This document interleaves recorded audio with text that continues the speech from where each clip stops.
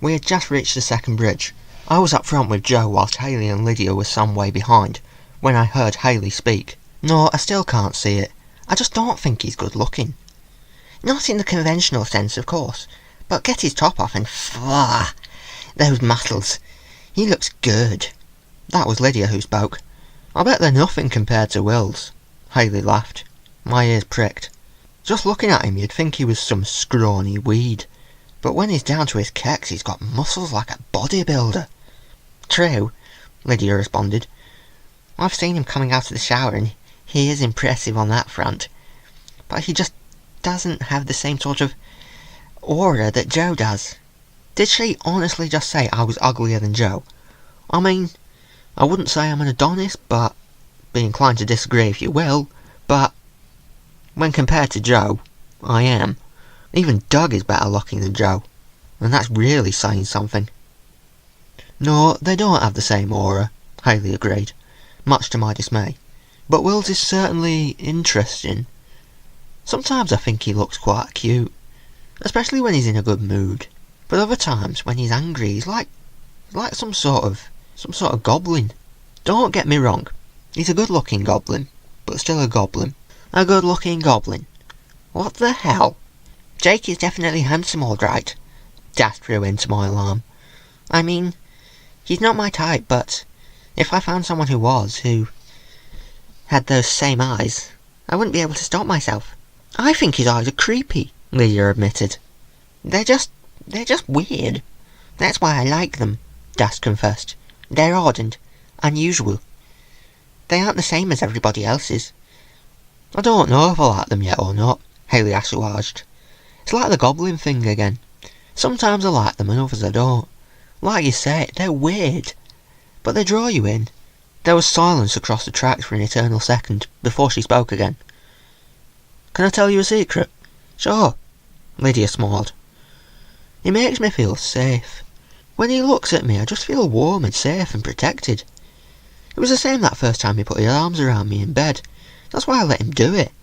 Yes, it keeps him calm, but it also makes me feel safe. And I like that. Joe, who was also listening in, jabbed me in the ribs and pointed backwards. I paid him no heed, as he was obviously trying to goad me into getting my groove on with Hayley. I didn't think it was appropriate at the time, and nor was I in any kind of mind to do so either. So he's become like your living teddy bear in a way, Das laughed. Only he's not very soft or cuddly, Lydia jibed. He's tender though. He always holds me very gently, like I'm about to break. And he has a nice smell too. What?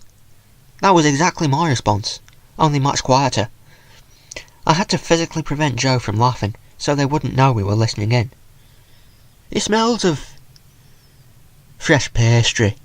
Eccles cake addiction, Joe playfully whispered in my ear.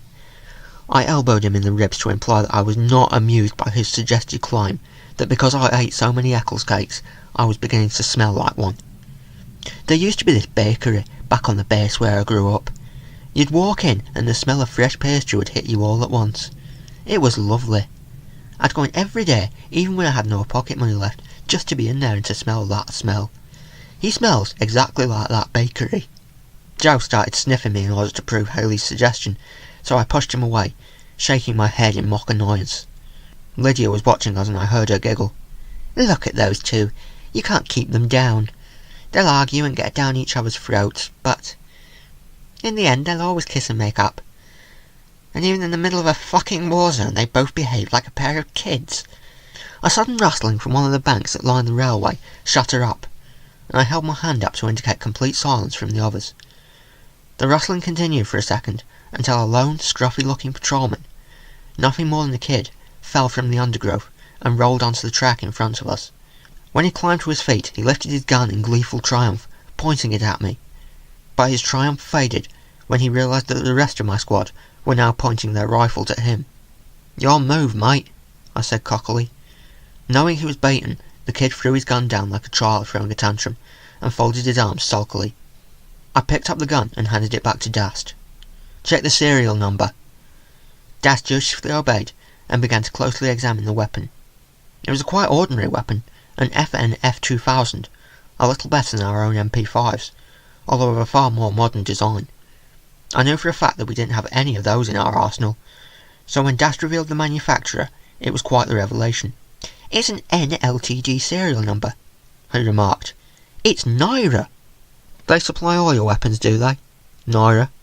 I asked the kid. He nodded slowly, unsure of why we were asking. Yeah, he stammered, unconfidently. It was obvious from the way he shook that he was scared of us. They run the whole army." "What, your army?" Yeah, they manage everything, tactical support, weapons, communications." "Thank you, yes." The kid gave a weak smile. I turned to my squad with a grave look. It was Joe who spoke first. "Naira, running the Graf forces." "Would explain what we saw in Crest," I surmised. "How has nobody realised this before?" Lydia worried. "A good cover-up," Dast suggested. "They only run the humans," we were informed by the kid. "With a few Graf tagging along while the rest do what the fuck they like." "Yeah, that figures." I turned to Lydia. "How much of our side do Naira control?" I questioned. She knew about that sort of thing. "Deep," Lydia answered. "They have fingers in every pie. They don't have direct control, but they have a lot of influence." "Do you think they could have been behind this evening's transport debacle?" I questioned. "Seems likely," was the response I got from Joe. "And if they are, then it's likely that we aren't the only squad who've been dropped short. You can guarantee that everybody else has too." I thought for a moment, and then had a brainwave. "Could we get in direct contact with the next team along?" I examined my comms unit. It was practically hack-proof, but everything bounced towards the main command area, before going where it was supposed to, even relays between squads. And everything was set up so that they wouldn't work without feeding into that system first. It was a security measure, set up to ensure that all communications were recorded, and everybody did as they were told. Normally, just passing between squads over short distances, the signal was impenetrable, but thanks to the bounce, it became weak and could very easily be broken or jammed. It was stretched too thin, if you get my meaning. If we could bypass the command bounce, then yes, we could do it, but we can't, so... "Oh, come off it, Lydia. You've worked in command. You know everything. You must know how to do it." Lydia grumbled in response. Letting me know that sort of information would not endear her to the top brass. In fact, they may even have stripped her of her duties completely. To them I was a rogue element, and the less chance I had to do my own thing, the better. "This is an emergency. We need to get in touch with someone." Eventually, Lydia gave in, and asked me to unhook my comms unit. I did so, and she looked it over. "There's a small hole in the back of the box with a reset button in it." I had known nothing of this. "If I can find something small enough, then I can press it, and you might be able to transmit to the next team along. Maybe, but it depends on what is jamming the signal.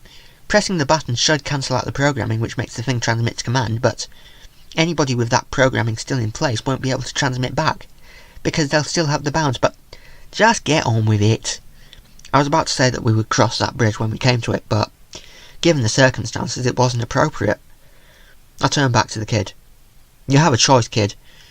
We can either take you prisoner, in which case we treat you like shit, and possibly use you as a human shield, or you can swap sides, and we still treat you like shit, but you'll at least have respect to go with it. So choose." The kid examined us all, Joe and a few of the Chosens doing their best to look contemptuous. Joe was cracking up, but the Chosens remained stern and unapproving. It wasn't long before the kid came to a decision, and timidly held out his hand. I shook it. "Good lad, you won't regret it. Just remember though, you make any move to kill us and we blow your brains out. Dast, give him back his gun." Dast instead handed him his own gun, and kept the F-2000. "What's your name, kid?" I asked. Wilson," he responded.